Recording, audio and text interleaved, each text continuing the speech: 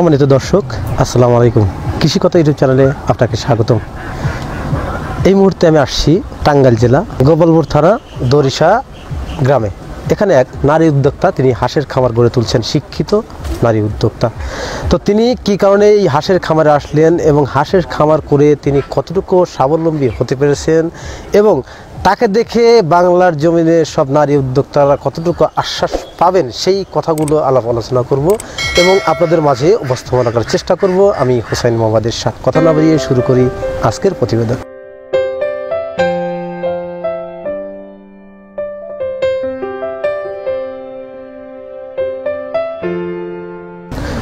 সম্মানিত দর্শক, আমার সামনে সেই নতুন নারী উদ্যোক্তা দাঁড়িয়ে আছেন, যিনি হাঁস খামার করছেন। হাঁসের খামার করে আজ কতটুকু স্বাবলম্বী হতে পারছেন এবং হাঁস পালন করে তিনি কতটুকু লাভবান হতে পারছেন, সেই কথাগুলো শুনবো।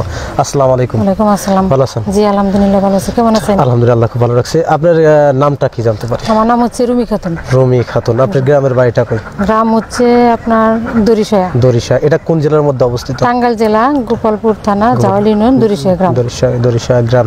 জি। আচ্ছা, এই যে হাঁস পালন করা অভিজ্ঞতা আপনার কতদিনের বা কত বছর? আসলে এটা অভিজ্ঞতা বলতে আমি আসলে আগে জব করতাম। জব করার পরে আমি ব্রাকে ট্রেনিং ইউনিটে ছিলাম। ট্রেনিং ইউনিট থেকে আমি যে কোনো কারণে আমার ছোট বাচ্চা ছিল, চাকরি ছেড়ে দিলাম। ছেড়ে দেওয়ার পরে আপনার অবসরের জন্য যে একটা কিছু করব, করার জন্য আমার হাজবেন্ডের সাথে আপনার আলোচনা করে আমরা আসলে করলাম যে একটা কি খামার দেওয়ার জন্য। তখন দুজনে আলোচনার পরে বলা হলো যে একটা হাঁসের খামার করবেন। প্রথম পর্যায়ে যখন হাঁসের খামার করছেন, কতগুলো হাঁসের বাচ্চা বা বড় হাঁস দিয়ে খামারটি করছেন? আমরা আসলে একদিনের বাচ্চা আনছিলাম। একদিনের বাচ্চাটা আপনার 1045 বাচ্চা আনছিলাম। আনার পরে আপনার সেই 1045-এর মধ্যে আপনার আমাদের এখন আছে আর কি 900-র মতো। জি। আপনার হাঁসের পালনের অভিজ্ঞতা কতদিনকার?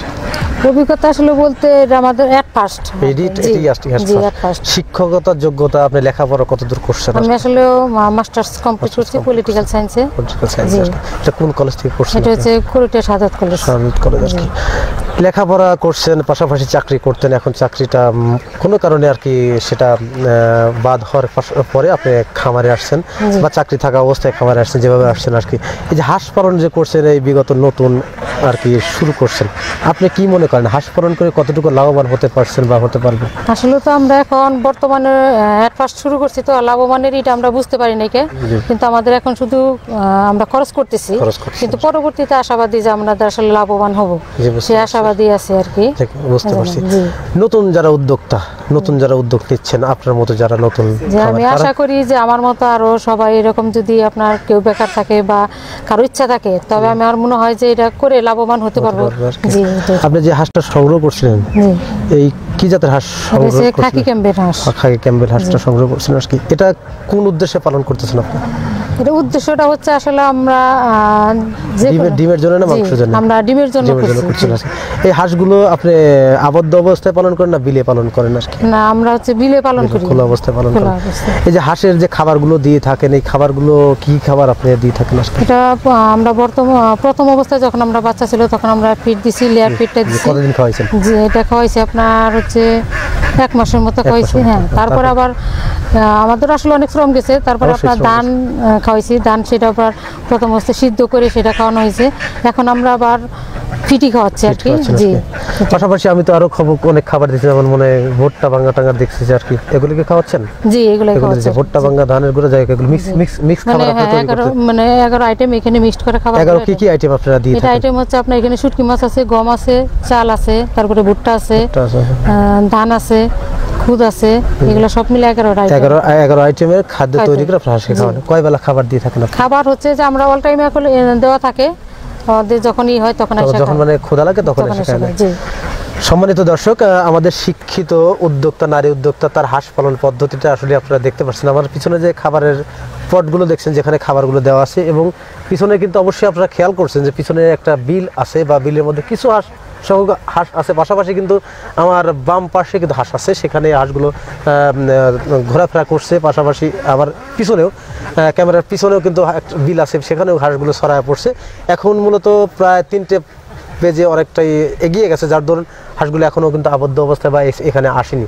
আমি সম্পূর্ণ হাঁস কিন্তু আপনাদের দেখাতে পারছি না, কিন্তু তারপরেও একটা কথা না বললে নয়, একটা শিক্ষিত নারী উদ্যোক্তা তিনি হাঁসের খামার করছেন। অ্যাট ফার্স্ট নতুন হাঁসের খামার করাতে তার মন্তব্য অনুসারে বুঝতে পারছি যে তিনি বলছেন যে হাঁস পালন করে লাভবান হওয়া যায়, যদি কোনো ব্যক্তি ডিমের জন্য করে সেক্ষেত্রে লাভবান করা যায়। তারপরে যে তার খাবারের পদ্ধতিটা, তিনি যে খাবারটা দিয়ে থাকেন, মোট খাবার 11 আইটেমের খাবার, যে কথাগুলো শুনলেন সেই খাবারগুলো মিক্স করে উনি এইখানে দিয়ে রাখেন, এই পটগুলো দিয়ে রাখেন। হাঁসের যখন ক্ষুধা লাগে তখন বিল থেকে এসে হাঁসগুলো এইখান থেকে সব খাবার খায়, এটাই তার কথা। আর এইভাবে যে খাবারটা দেয়, আসলে এইভাবে খাবারটা দিলে একটা সুবিধা আছে, খাবার কিন্তু নষ্ট হবে না। আপনি এখানে দিলে হাঁসগুলো যখন আসবে খাবে, চলে যাবে। তারপরে আপনার এখানে মোট কতগুলো হাঁস আছে ভাবে? আমাদের এখন মোট আছে আপনার 900-র মতো। 900-র মতো হাঁস আছে আর কি। আপনি হাঁস আনছিলেন 1000 প্লাস আর কি, এখন 900 গুলো টিকছে সব। আরগুলো কি হয়েছে? আরগুলো আপনার অ্যাক্সিডেন্ট হয়েছে, যে কোনো কারণে মারা গেছে। সে ছোটবেলা থেকে এ পর্যন্ত প্রায় 100 হাঁসের মতো বা 150 হাঁসের মতো মারা গেছে আর কি। তারপরেও হাঁস পালন করে লাভবান হওয়া যায়। আপনি এ পর্যন্ত এই 900 হাঁসের বয়স মোট কত মাস? আমাদের হচ্ছে এখন 3 মাস, 3.5 মাস চলছে। 3.5 মাসের হাঁসে এখন আপনি তো অবশ্যই এগুলো তো দেখছেন যে কিভাবে আর কি, কোন পারপাসে বা কারো বুদ্ধি, যে কোনো মানুষ একটা কাজ করে অবশ্যই কার বুদ্ধি বা কিছু দেখে কিন্তু একটা কাজে আসে। তো আপনি কার উদ্যোগে আপনি এই হাঁসের খামারে আসলেন? উদ্যোগটা আসলে হচ্ছে সম্পূর্ণ আমার হাজবেন্ডের উদ্যোগ। উনি আপনার এটার উদ্যোক্তা। মনে করেন যে আমি আসলে যতটুকু না করছি তার থেকে বেশি সেই করছে, সে আপনার শ্রম সবকিছু বেশি। আপনি মাস্টার্স কমপ্লিট করছেন, ভাইজান আর কি লেখাপড়া কত দূরে করছে আর কি? উনিও আপনার করছে লেখাপড়া করছে আর কি। যেটাই হোক, শিক্ষা জিনিসটা সবার ভাগ্যে সমান হয় না, এটা স্বাভাবিক। তারপরে মনে করেন যে 1000 হাঁসের মধ্যে কিছু আপনার প্রোডাকশন আসতেছে আর কি, ধীরে ধীরে কিছু আসছে। কত পার্সেন্ট ডিম আসছে আপনার? কত পার্সেন্ট বলা যাবে না, এটা আপনার একবারে মানে পার্সেন্ট, কতটি ডিম আসছে আর কি? মানে 11টার মতো ডিম আসছে। পার্সেন্ট হেলে আসলে পার্সেন্টটা কোনো তা তো 2% এর মতো ডিম আসছে, 10টা ডিম আসছে মোটামুটি। এই যে আপনার যে এই হাঁস 3.5 মাস, 3.5 মাস আপনি ডিম কিভাবে সম্ভব আজকে আপনার হাঁসে আসলে আমি বুঝলাম না। 3.5 মাস সম্পূর্ণ হচ্ছে আসলে আমাদের শ্রমের উপরে, আর একটা হচ্ছে আপনার খাবারের উপরে, পরিপূর্ণ খাবারের কোনো আমরা গ্যাপ দিই নাই। তাদের যে আপনার যে খাবারটা আমরা পর্যাপ্ত পরিমাণ দেখতেছেন যে পর্যাপ্ত পরিমাণ খাবার দিচ্ছি আমরা, কোনো খাবারে যে তাদের ত্রুটি, সেই ত্রুটিটা আমরা কখনো রাখি না। যে না, একজন মানুষ আপনার দেখা যায় যে মানুষও বাড়ে যেমন গ্রোথের উপরে, খাবারের উপরে গ্রোথ তাদের। আমাদের হাঁস আসলে দেখে মনে হয় যে 5-6 মাস বয়স, এটা আসলে 5-6 মাস বয়স না, 3.5 মাস মানে এরকম বয়স। সম্মানিত দর্শক, নারী উদ্যোক্তা শিক্ষিত, তিনি যে হাঁসের খামারটি করছেন, তার হাঁসের খামার করার যে সিস্টেমটা, সে কথাগুলো আপনারা কিন্তু শুনলেন। আসলেই আর নয় 4.5 মাসে বা 5 মাসে ডিম, সঠিক পর্যালোচনা, সঠিক খাবার এবং পর্যাপ্ত পরিমাণ খাবার যদি হাঁসকে দেওয়া যায়, তাহলে 3.5 মাসেই খাকি ক্যাম্পবেল থেকে ডিম পাওয়া সম্ভব। নতুন নারী উদ্যোক্তা, তিনি হাঁসের খামারটা করছেন, তার অভিজ্ঞতা থেকে তিনি বলছেন যে 3.5 মাসেই হাঁসের ডিম আসা সম্ভব। তার কিন্তু অলরেডি আসছে 2, 4, 5, 10টা ডিম অলরেডি চলে আসছে। তিনি সেই অভিজ্ঞতার আলোকেই কিন্তু আমাদের বললেন। তিনি যে 11 আইটেমের খাবারটা দিয়ে থাকেন, সেই খাবারটার কথা কিন্তু শুনলেন, আর পিছনে কিন্তু খাবারগুলো দেওয়া আছে হাঁসের যখন প্রয়োজন। এখন হয়তো বা কিছু হাঁসের ক্ষুধা লাগছে, তারপরে দেখেন সারিবদ্ধভাবে আসতেছে, এদিকে আসতেছে আর কি। তো আমাদের দেখে হয়তো বা ওইখানে দাঁড়িয়ে আছে। তো তারপরেও যারা নারী উদ্যোক্তা বেকার বসে না থেকে আপনিও তো হাঁসের খাবার করতে পারেন। সেও একজন মানুষ, আমিও মানুষ। সে যদি পারে, আপনি কেন পারবেন না? চেষ্টা করুন। সাফল্য কিন্তু আপনি ধরা দেয় না, এটাকে অনেক কষ্ট করে ধরে আগলে রাখতে হয়, আর এটাকে রাখতে হলে অনেকটাই পরিশ্রম করতে হয়। আর সেই কঠোর পরিশ্রম যদি কোনো ব্যক্তি করে থাকে, তাহলে সাফল্য তার কাছে আপনি ধরা দেয়। তিনি কীভাবে এই হাঁসের খামারে আসলেন এবং তার হাঁসের খামার করার অভিজ্ঞতা কতটুকু, তার অভিজ্ঞতার আলোকে গুরুত্বপূর্ণ কিছু কথা জানতে পারবেন।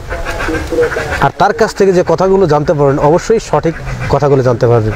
আর তার কথাগুলো জানার পরে আপনি হাঁসের খামার করলে অবশ্যই সফলতা অর্জন করতে পারবেন। তো প্রিয় দর্শক, আর কথা বলাতে যাচ্ছি না, আজকের প্রতিবেদন এখানে সমাপ্ত করছি।